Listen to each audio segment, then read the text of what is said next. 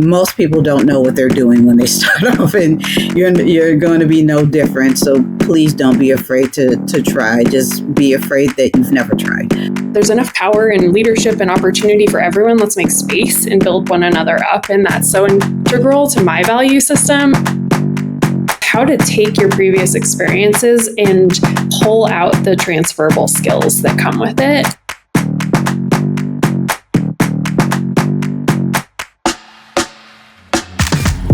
Next up is episode 2, The Human Edge. This episode explores the essential human and star qualities that will remain vital in the future of work. I'm stepping into the conversation not only as your host, but also as a guest, bringing my own star perspective into the room. I'm joined by Mara Morrison from LaunchCode, and together we explore the human skills AI can't replace. We also dig into the powerful work LaunchCode is doing to prepare the next generation of talented stars for careers in AI and beyond. You won't want to miss it. Thank you for joining us today. It's so great to meet you and great to have you here on the podcast. Why don't you tell the people a little bit about yourself and tell us about LaunchCode. What is LaunchCode? I know what LaunchCode is because I went through LaunchCode. Spoiler alert for anyone who doesn't know me. I went through LaunchCode, so I know a ton. But I want to have the source say in what your origin is. So feel free, take the floor. Well, thanks for having me. I'm Mara Morrison. I'm the CEO of LaunchCode Labs. And LaunchCode was started in St. Louis by Jim McKelvey back in 2013 with the idea that there was a shortage of tech talent in the St. Louis area. And Jim went into it with, hey, I know a bunch of business leaders who would hire if the talent was there. So he called up a bunch of individuals and said, hey, if I get you talent, will you hire them? And then he pretty much went on TV and said, who wants to learn? And then who wants to hire these people?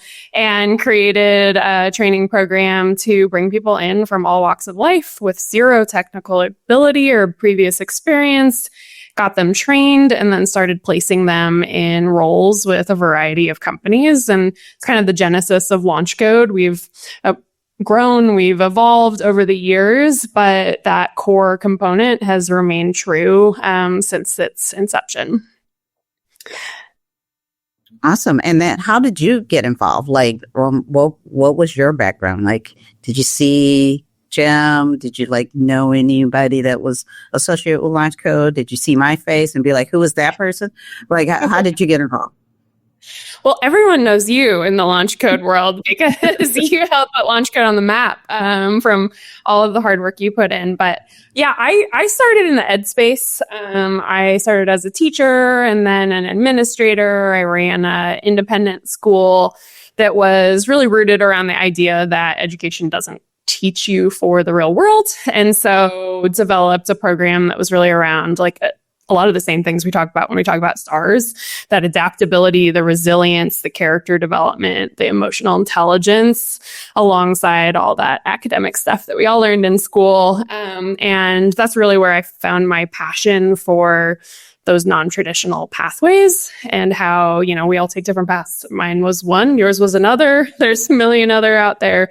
And that's, in my opinion, what makes us all unique and awesome. And so I started working in a variety of organizations, nonprofit and for-profit, that was looking at education, both from an adolescent and an adult space. Worked at General Assembly for a while, and then the previous CEO of LaunchCode recruited me into LaunchCode to really look at the tech landscape and how it was changing and how we evolve the training pathways that are available for our learners to make it more adaptable and more applicable to the roles we're seeing today.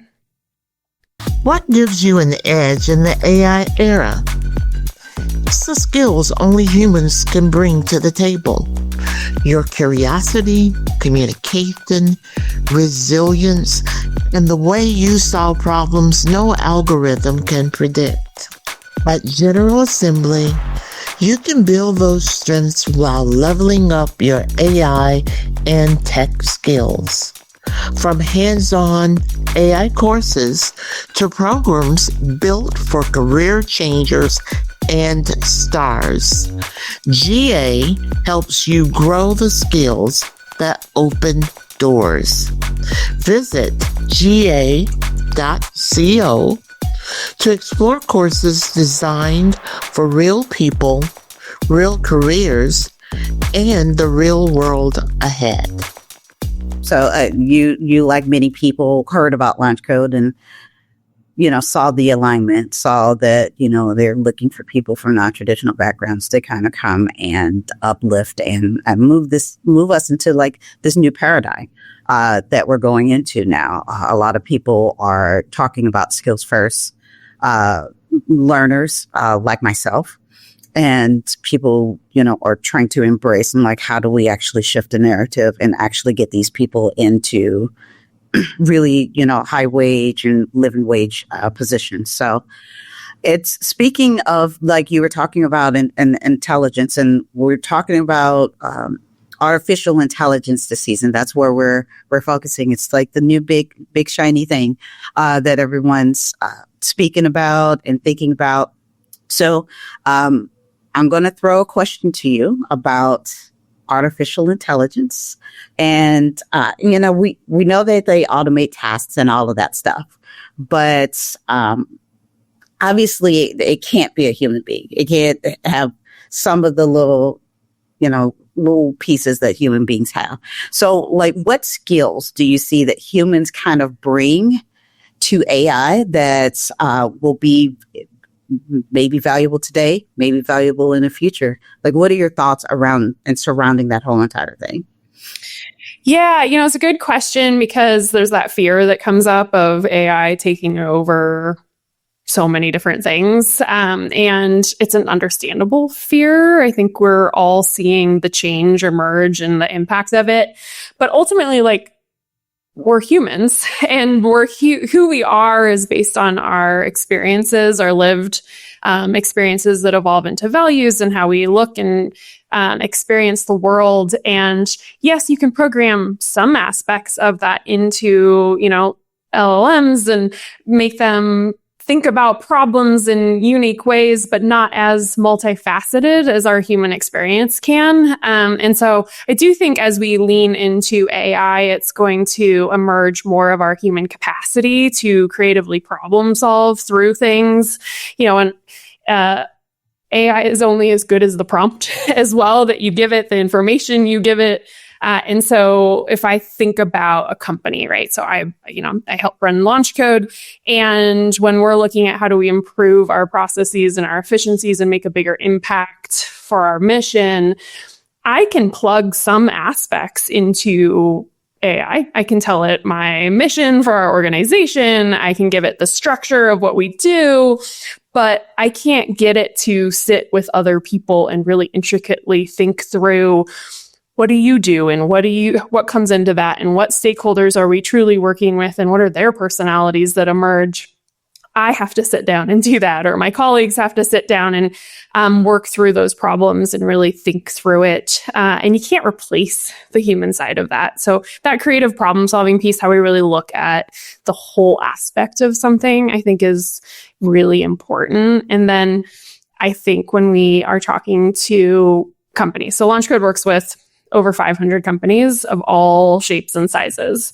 Right. And anytime we're working with them to get a job, what they're telling us is outside of the job description, right? There are skills that might be replaceable by AI.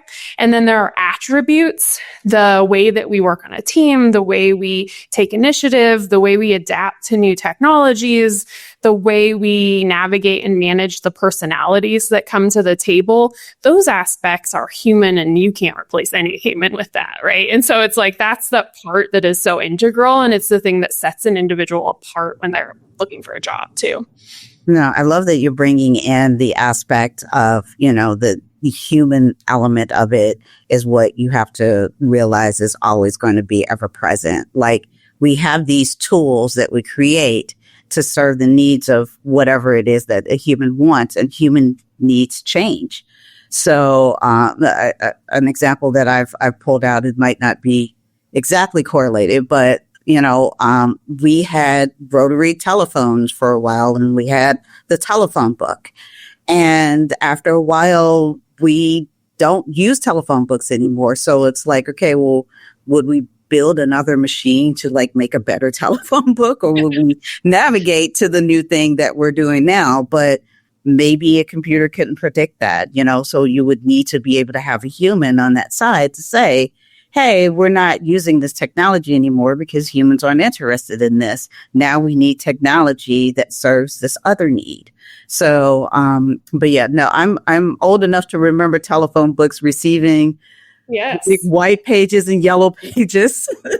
And then they look up stuff. Yeah. Yeah, I mean, it's the same as like when we all of a sudden were using computers, which were basic in nature compared to what we have today. We have a computer in our pocket. But back then it was like, how do we use this? What does this look like? And how is that going to replace our workforce? And ultimately it's enhanced our work. And take me out of the computer page because I won't be able to do a lot of things.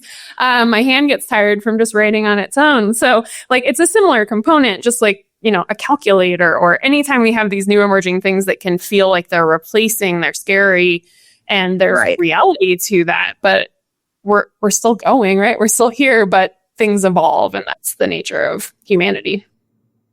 Now, I love how you're talking about like bringing the humanity back in and making sure that we keep it integral into that. Speaking of humans, I am part and partial to stars. That is kind of where my mind goes and delves. Now, I find that as a star, a lot of people ask me things like when the automated rideshare taxi service came out, a lot of people were very scared about it. And I was like, how do I get into the pilot program? I want to know, I want to be able to delve in and be able to embrace what this new technology is. And I heard that there is an automated rideshare coming to St. Louis now. So that's very exciting. So whenever I make my visit back, I'm just like, oh, I could use my app there.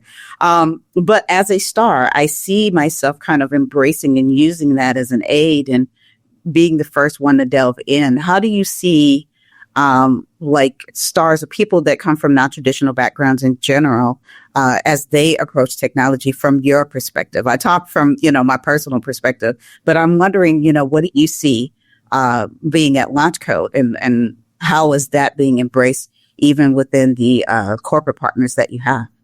Mm-hmm. Yeah, we, like I mentioned before, LaunchCode's core is rooted around those career changers, those stars who are coming from non-traditional backgrounds. And what we find is that brings to us a more diverse population who are bringing a variety of experiences. So predominantly, these are individuals who have absolutely worked hard in their lives, but not necessarily in the tech industry.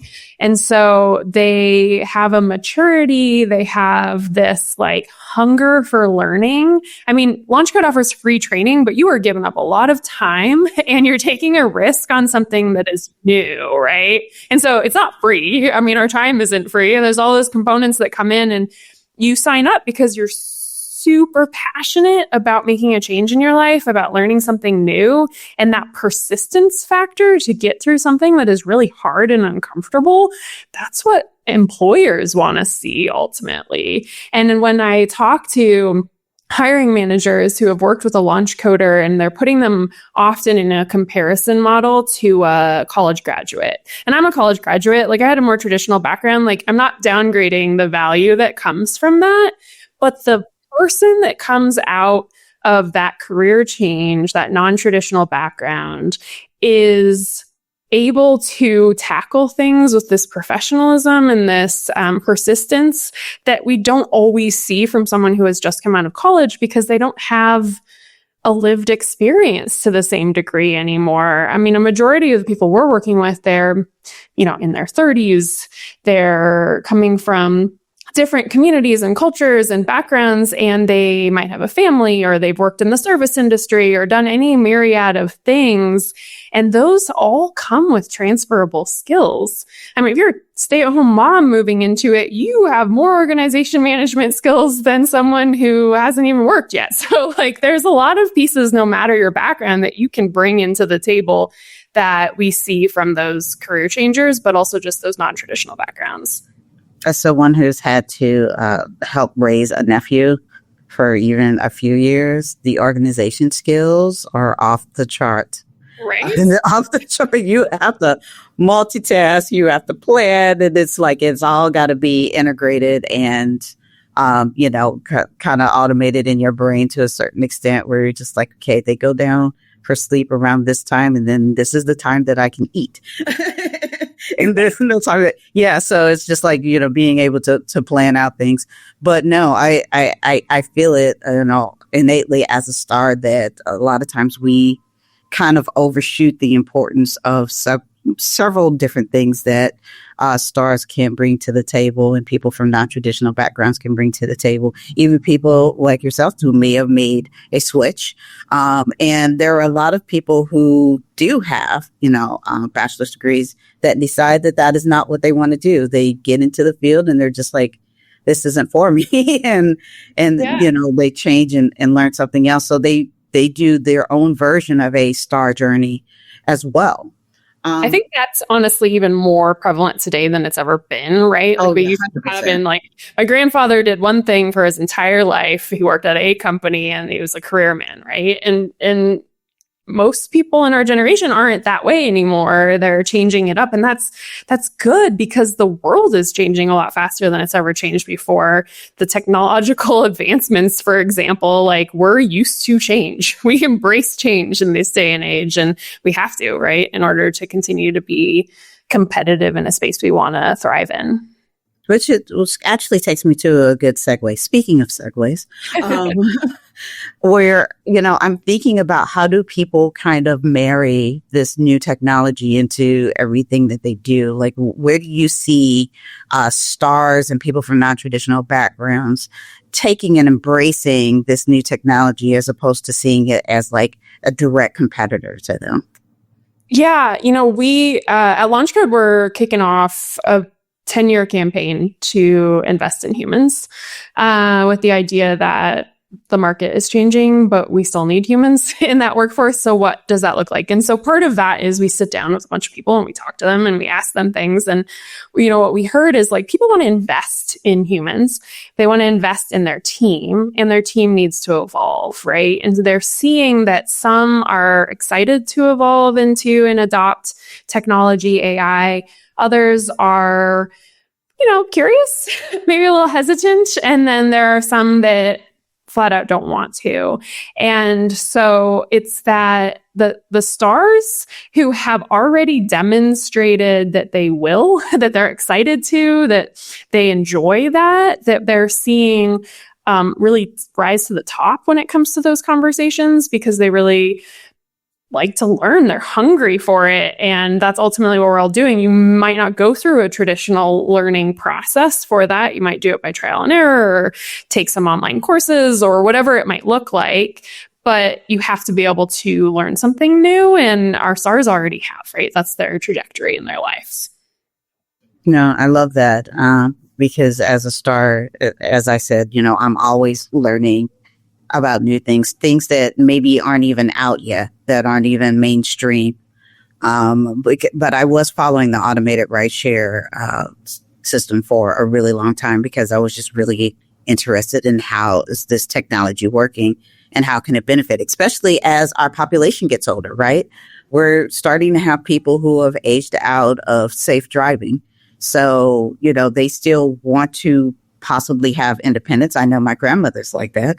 She doesn't drive, but she wants to be independent. So she's like, how can we, safely have alternatives to, the traditional rideshare where she feels like, this is a little bit of a safer alternative for her. So, I'm looking at it from all sorts of angles, and it's good to see that stars are usually the ones kind of leading the way of making sure that we're embracing it and iterating it and thinking about, innovative solutions.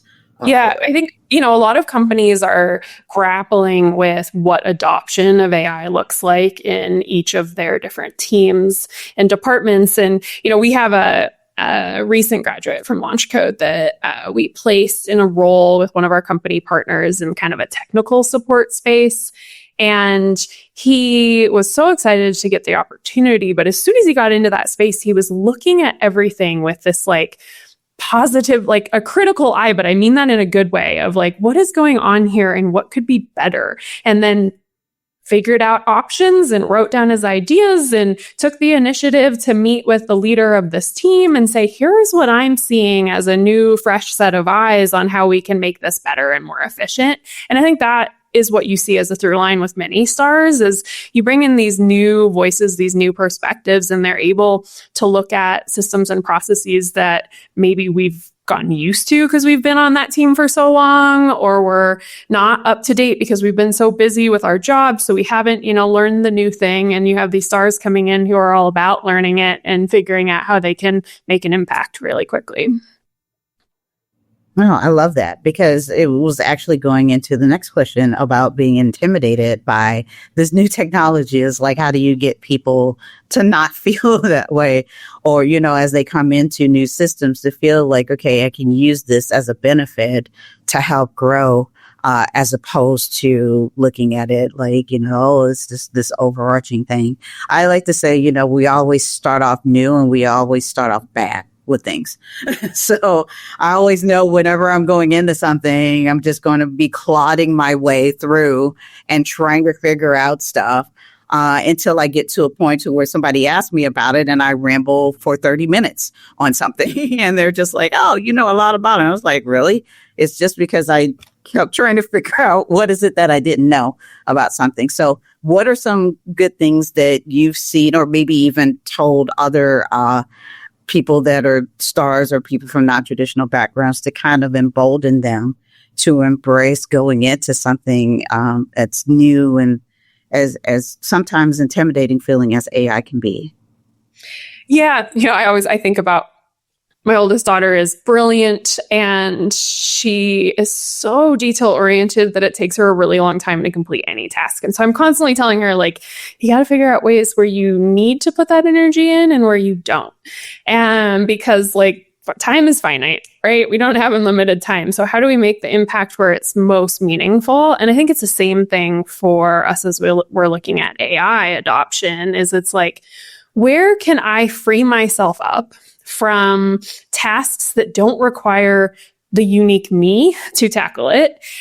That's where you bring in something like AI to help you. And then that frees you up for all the mental capacity to create new ideas and tackle things in a more meaningful way. I think for people who are feeling afraid of that, fearful of that, part of that is just remembering and believing in yourself that you matter in this world and you make an impact and there's nobody that can ultimately replace the uniqueness that is of you.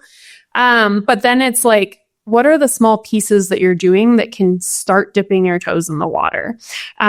Claude is a good example of it's a good tool to start bouncing ideas off of, to have a conversation with, to identify opportunities to dig in deeper. And then you use your human brain to go in and be like, what if this really makes sense? And how do I create the follow-up question and dive deeper? What other resources do I need? So it's the learning. We have learning at our fingertips in a way we never had before, even beyond just Google, right? But it's also the small components. So we're creating a AI 101 training that is meant to help people in a variety of different spaces go, how can I just start tackling AI and improve efficiencies within whatever it is that I do as a job? And then from there, you can go deeper into what your job capacity is really uniquely and how do you infuse it from there. But the start is any one-on-one. How do we understand it? How do we implement it? And with adults, right? We're doing things every day. We're in the workforce, whatever that workforce might be, right? So it's the application, that instant gratification of being able to see something in action makes us want to keep going. And so finding the small pieces that we can infuse it. And there's very few jobs out there where you wouldn't benefit from some aspect of it to just try it. It's low stakes. You don't have to tell anyone you're even doing it. You don't have to fear that because you're learning and trying something new. Right. And that brings me into a question that I had about mentors and, good sponsors and examples of that, because if it wasn't for some of the mentors in my life, I wouldn't feel emboldened to kind of go through and test out something that I might have saw as, this huge, big reach for me to go to. They're just like, you know what, break it down. It's really not.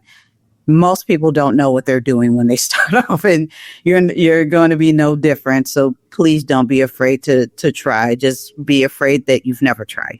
So with that said, were there any mentors that you had in your own life that kind of stuck out, or any mentors that you've seen of stars or people from other people from non-traditional backgrounds that you're just like, you know what, that's something I'm definitely going to take with me and integrate into like my everyday life? Yeah, absolutely. I mean, I've been fortunate to work with a lot of people who have shared their knowledge and support over the years. I mean, working now with Gabe, who came into LaunchCode a little over a year ago, has been like, his brain works so different than mine, and he shares this thought process with me all the time so I can learn from his experiences.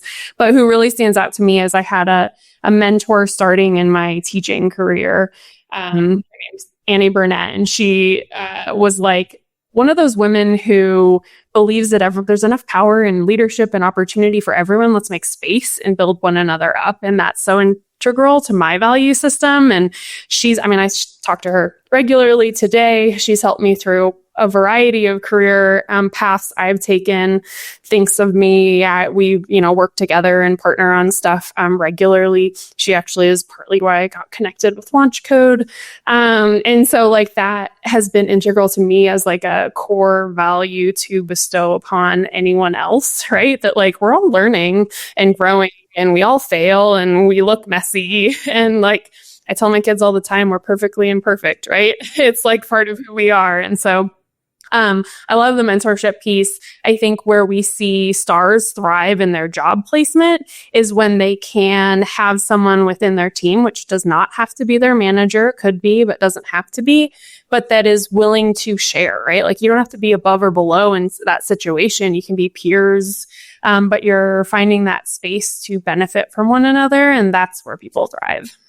Yeah, no, I concur with that. I actually had mentors that were both lateral to me, a little bit above me, and even in C-suite. So I tell people, look, it's not, a one-to-one. You can have like 15 mentors if you want to.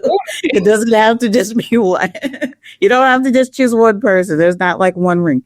But yeah, I tell people, it's just collect them like Pokemon, I guess, and just have them and dispense them as need be, and say, look, I need someone that can help me with recruiting. I need someone that can help me with, interviewing skills. I need someone that can help me with resume.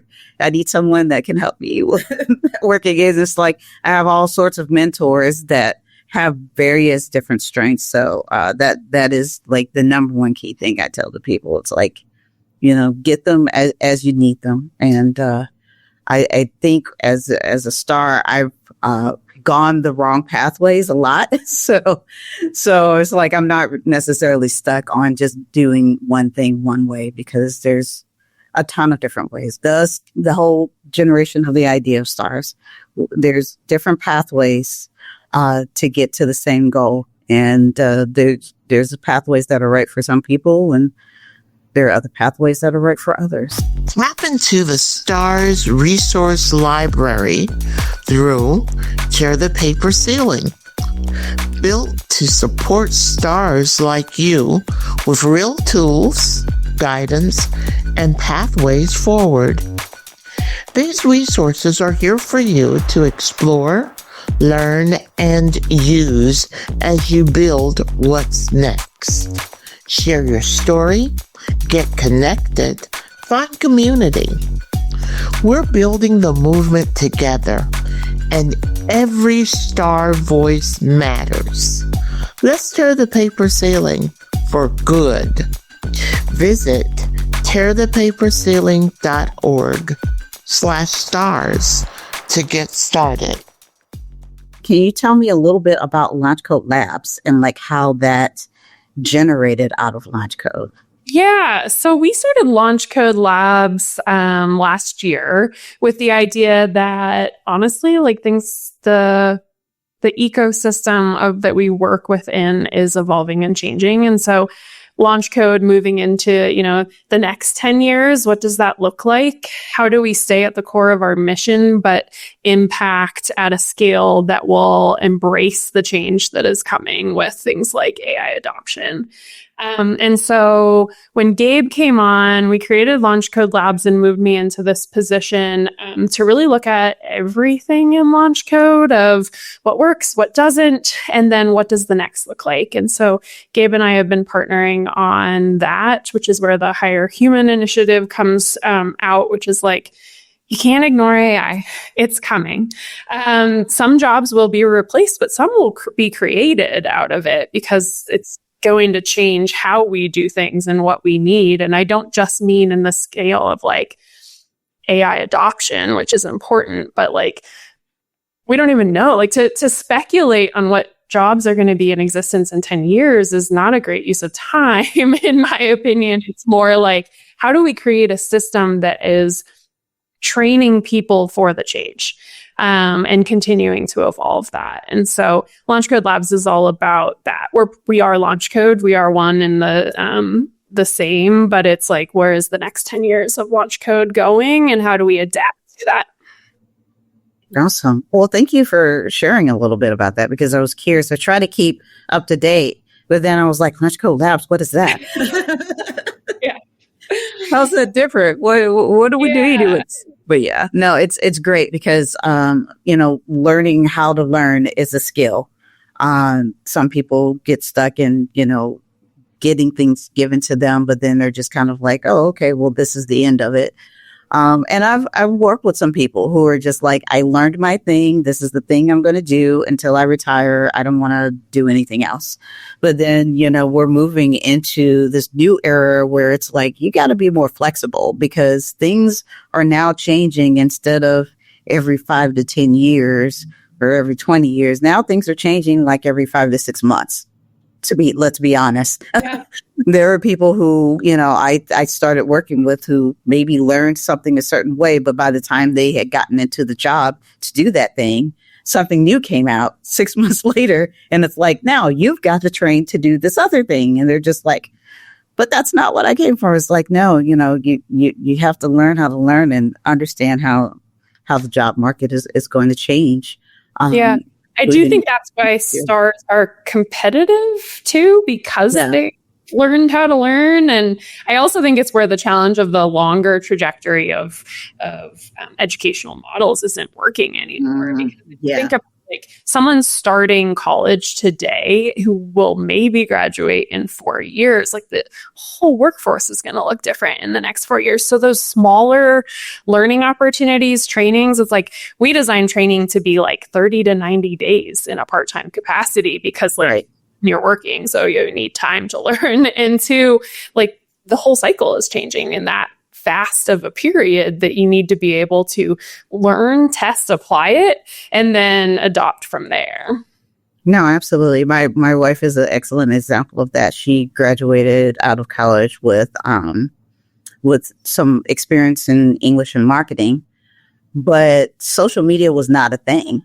And literally within 2 years of her graduating, that's what she ended up moving into because she had to be able to, and now the universities have it as something, but there was like maybe a course, maybe half of a course about social media at the time when she was graduating, because it wasn't really a big thing. It was still when Facebook was only for college students. So that's how far back we're talking. And now, people need social media marketing managers left and right. And that's the field where, fortunately she was able to move into. But again, that happened within, a matter of months and a matter of a few years. And you have to learn how to be flexible enough to dive into that. And now you've got the AI integration into that. And how does that work? And how does that develop? So, but yeah, no, the leveraging the whole Stars movie, coming from one background and then being able to, move into something else very quickly is something that I think is very instrumental going forward. I think that's pretty much where everybody's going to be, whether they want to or not. It's not a threat. I promise. I'm not. I'm just saying, eventually we're all going to probably within our career span have to learn and switch and pivot.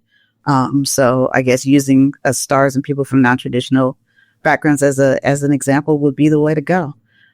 With that said, I am not going to keep you very long, but I want to ask if you had any final imparting messages.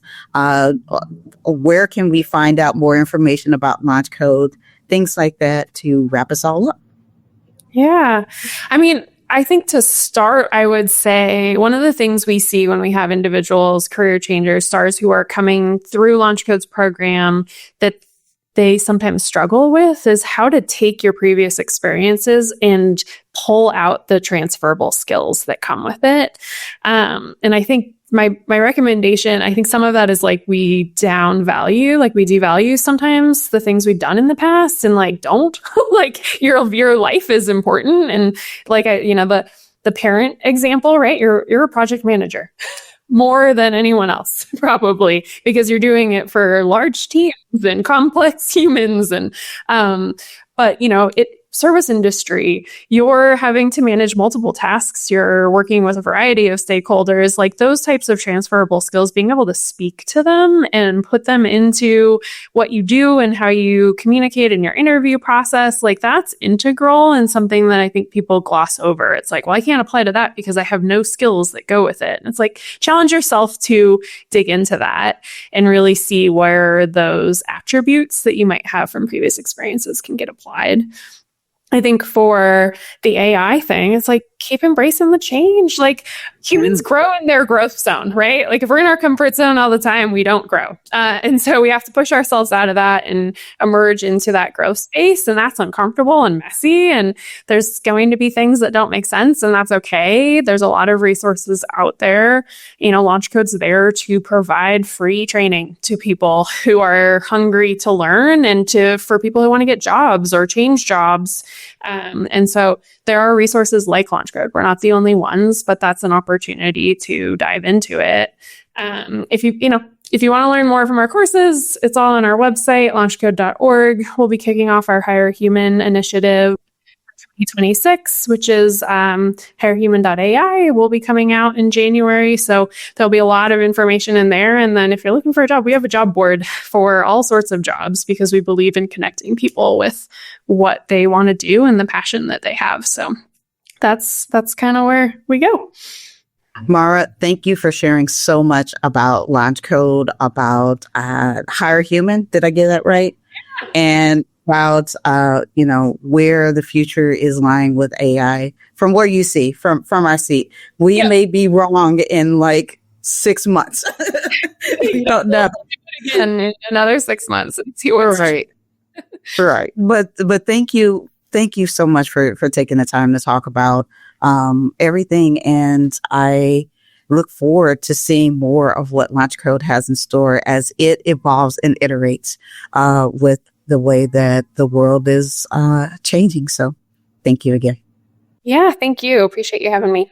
Thank you for spending time with us in this conversation. I hope it reminded you that while technology will keep evolving, the human skills we talked about today are already inside you. I'm especially grateful to Mara Morrison and the team at LaunchCode for the work that they're doing to open doors, build pathways, and prepare stars for what's next. This episode is proof that when we invest in people, we're investing in the future of work itself. If this conversation resonated with you, share it with someone who needs to be reminded that their skills matter. And be sure to stay tuned. More stories, more star voices, and more pathways ahead on Paperless Pathways.